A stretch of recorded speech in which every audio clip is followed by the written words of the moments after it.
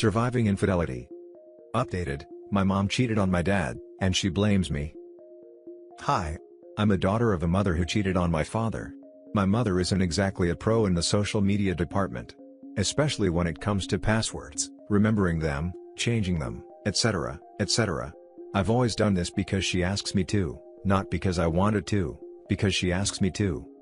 This storm started with me having a political debate on Facebook with another individual, and leading to me being blocked. It was stupid really. And then it clicked in me. I'll just log on to mom's Facebook, not to continue an argument, just to get a better sense of who the other person was on the other side of the screen I had been arguing with. So I did so, not to be nosy in her business. But then this gut-wrenching feeling hit me. A sickening feeling. Check her messenger, this feeling told me. So, I checked her messenger, and there it was. An explicit message to a man that was not my father. My heart immediately broke into a million pieces. Fast forward to present time, this happened Monday. She blames me for exposing her. You see, I knew when I met my mother face to face that Monday that she was not sorry, she was sorry she had been caught.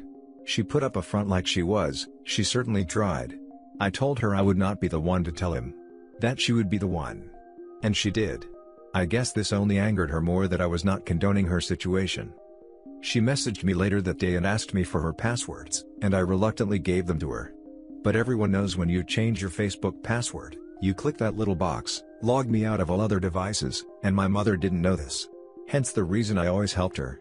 So, I still had access to her account. I didn't tell her because I wanted to see my mother for who she was in this situation.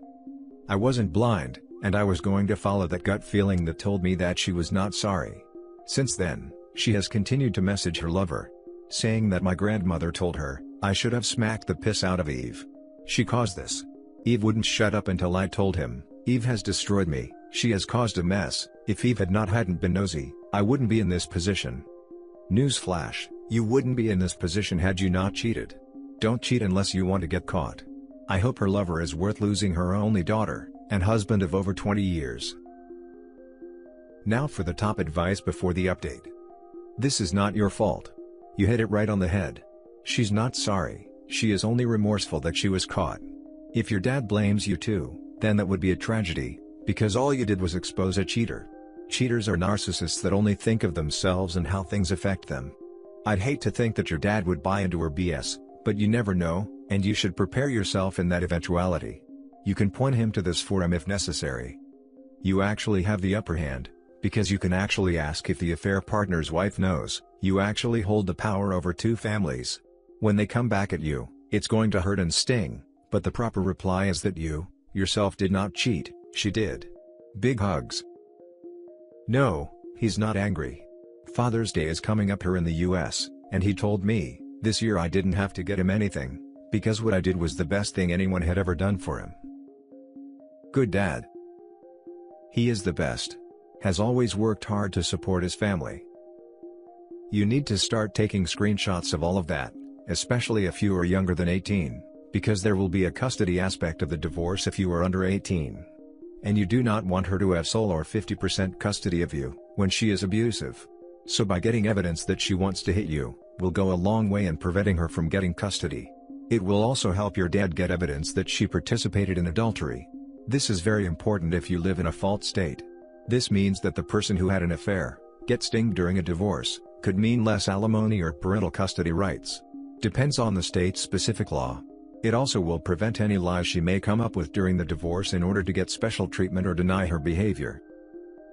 I do have screenshots. I am over 18, but I still took them. I will not be made out to be a fool or a liar. Update. Update on the situation with my grandmother. My mother is currently staying with my grandmother to give my father space. I called her to confront her, that I knew that she had messaged her lover the night it came out, and that I knew all the things she was saying about me. I asked her why she would do either of those things, and she told me that she done them out of anger. I asked her if my grandmother really said I needed to be smacked, and she said yes. She continued to give me excuse after excuse for her actions. Then told me she was going to have to move, when I then heard my grandmother in the background say, yeah, because of her. I then told my mother I didn't understand why it seemed so easy for people to turn against me.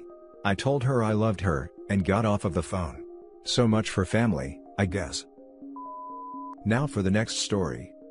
My 25 brother-in-law, 35, discovered my sister, 28, was cheating on him, and my heart is breaking. Note: some minor details will be changed or omitted because IDK family members have Reddit account. But I won't be adding anything untruthful. I feel so weak. Now I know how it feels when people say they feel numb. As context, my sister has always been the black sheep in our family, and was the most disobedient/rebellious in our Asian family household. Stayed out too late, fought with teachers, has history of lying/gaslighting. But since she had my beautiful niece and married my brother-in-law, she straightened her life and mellowed down her temper. My brother-in-law is the best you could ever wish for. He was gentle but not a pushover. He was always respectful and treated my parents very well. They lived a floor above where our family apartment is. I learned today that the reason for their fallout a week ago was my sister's infidelity. I listened when my older sister explained it to me, and comforted my brother-in-law, but I broke down crying when I went inside the toilet. My father cheated too when I was around 3 years old, had an estranged half-brother. But my mother was too dependent emotionally and financially to my father, and they reconciled. This had a huge effect on my mental health since I learned of this fact when I was in high school. I am civil and thankful for his sacrifices, but a part of me always hated my father because of this. Never did I imagine that someone I love would do this again, and I didn't know that it would cause me so much pain. My brother-in-law was approached by the affair partner's wife and showed pics and other evidences of the infidelity.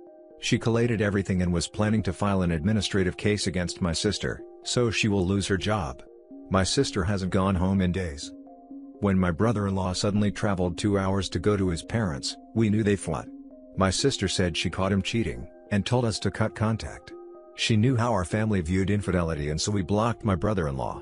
But I knew my sister, so I told my parents that we need to hear brother-in-law's side of the story. And lo and behold, he showed us months worth of pics and videos, kissing another guy. I can't even look at my parents' face without getting teary-eyed, because they just look crushed and so sorry. I don't know why I posted this, if I'm asking for advice or... I don't know. I was always a lurker in this sub because of my trust issues. It was both comforting and alarming, that a lot of people go through what I'm going through. I just don't know what to do. For me, my first priority is my toddler niece. We don't know what my sister is thinking, and she denies everything. She doesn't know about the evidences. We are afraid she will get my niece and just disappear. Just had dinner full of tears with our brother-in-law and I'm sick to my stomach. Now for the top advice before the update. Support the bill. Remind the sister of how traumatic your father's infidelity was, and why is she acting the same. Then minimize contact with the sister and encourage the bill to move on and seek a more trusting relationship, but ask to stay in his life with your niece. The first thing I did when I saw my brother-in-law, I hugged him and apologized.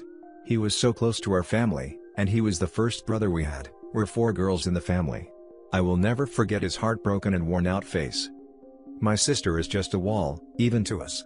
We were all close, but this always happened when she messes up. Trouble, nasty confrontation, reconciliation, peace, and another trouble. Through it all, we forgave her and had a strong sister's bond. However, her pride is too strong and I don't have the strength to fight with her anymore. My other sisters and I are all angry at her, but my mind and body are just tired. We don't even know where she is.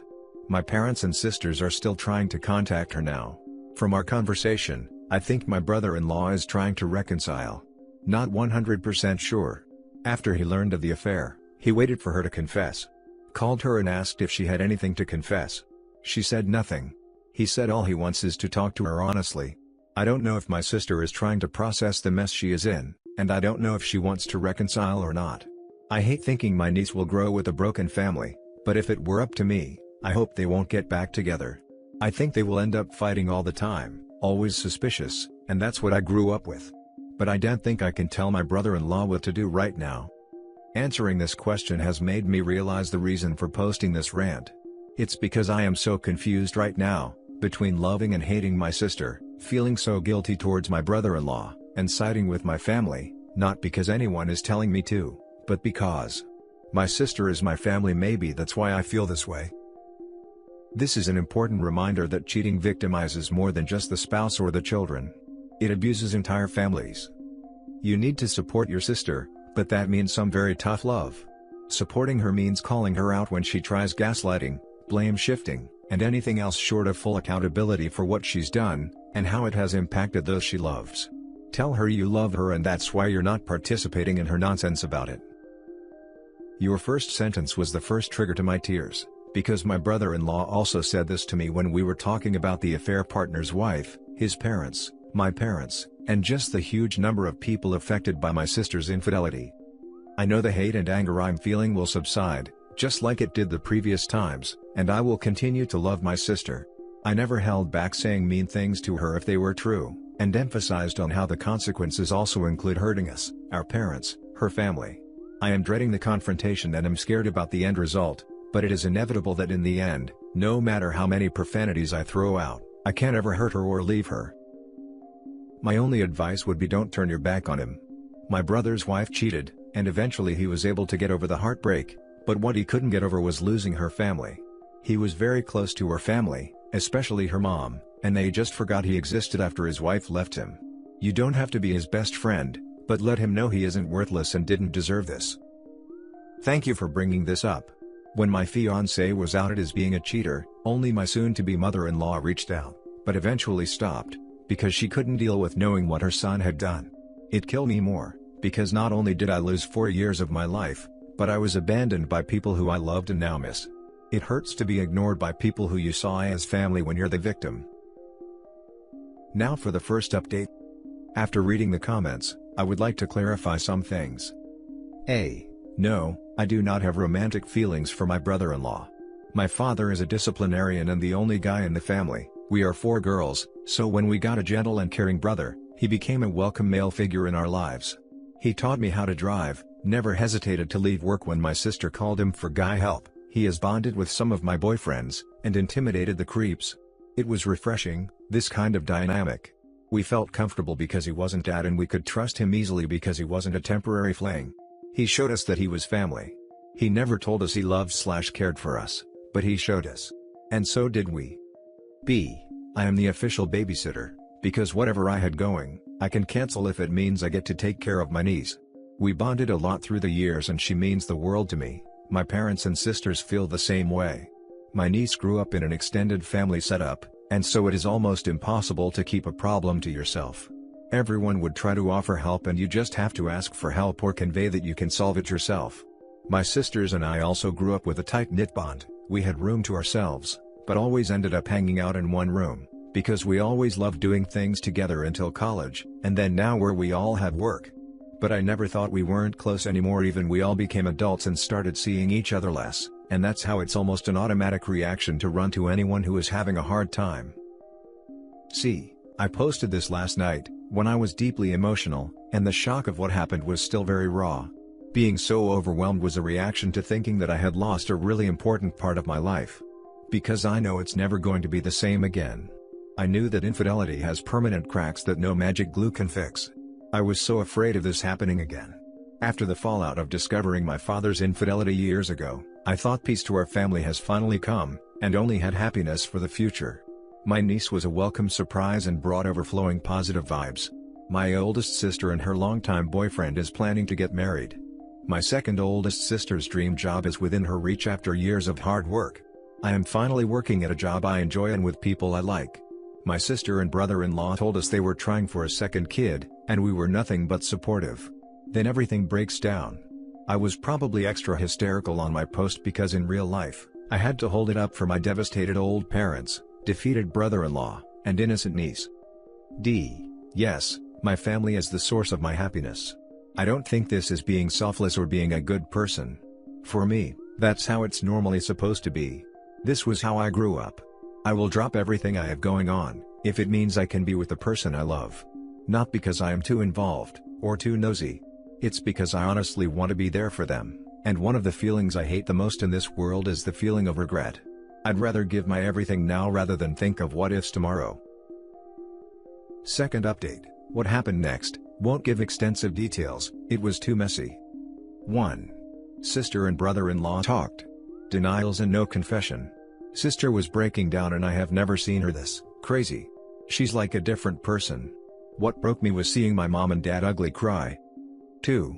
In my opinion, there will be no reconciliation. 3. For the meantime, My niece will be taken care of by my parents as agreed by everyone. Because of COVID, I get lots of opportunity to work from home, and so I will take advantage of this. I want to personally take care of my niece too as much as I can. 4. Divorce is not the first option right now. It will be very difficult from where we are from. From the conversation, separation is the band-aid solution, while everyone tries to figure out the situation. 2 days is a very short time to plan for the future. 5. Told my parents and sisters they can decide for themselves, but I will not be cutting off brother-in-law and I will not let my sister be alone with my niece. I will help her with logical requests when she asks me to. Right now, I want to distance myself from her, but will definitely help if she wants me to. 6. This is a very heartbreaking, confusing, and weird time for all of us. Pre-COVID, all weekends were family activities, and we were quite the large, noisy but happy crowd. Like Christmas every week. When COVID happened, we always had fun with video chats and our group chats was a happy and funny mess. It's so weird to go from that to this. Getting this off my chest when I can't in real life is refreshing and has helped me in a way I didn't know was possible. Whether great or ridiculous, I appreciate everyone's comments/advice. Thank you for taking the time to listen to a stranger's worst nightmare. I read your comments around 30 minutes ago and I cried again. It was a good one though. Just like someone said, felt nice to let it out. Don't have many close friends and because of COVID, I have barely hung out with my best friend. We chat often, but I just can't seem to share this heartbreak to anybody, not even my family. They probably don't know how this whole situation is affecting me, and I don't want them to know. I can't put into words how liberating it felt to share this story here, and reading the comments is just a whole other level of high I haven't felt before. That somebody out there can give insights and hit the bullseye. Thank you, for everyone who reached out and gave virtual hugs. The comments are just full of eye-openers. The situation sucks, there are things that I can do and not do. I did not want or cause this situation but it's happening anyway. And that's okay. This was an eye-opening observation. I was affected so much because my nightmares are coming true and the people I love are hurt. There are great advice such as separating myself from the situation, and not wallowing in too much guilt and I like that. The idea is too good to be true but baby steps. I want to try working on that. I don't know if I will continue to update what happens, but I sure will read and reply to the comments. Some are not the type of advice/comfort/reply I was expecting, but nevertheless appreciate them. And that's it for this video guys. If you have thoughts to share, leave a comment below. Don't forget to hit like and subscribe if you like this content. I'll catch you in the next one. Good day everyone.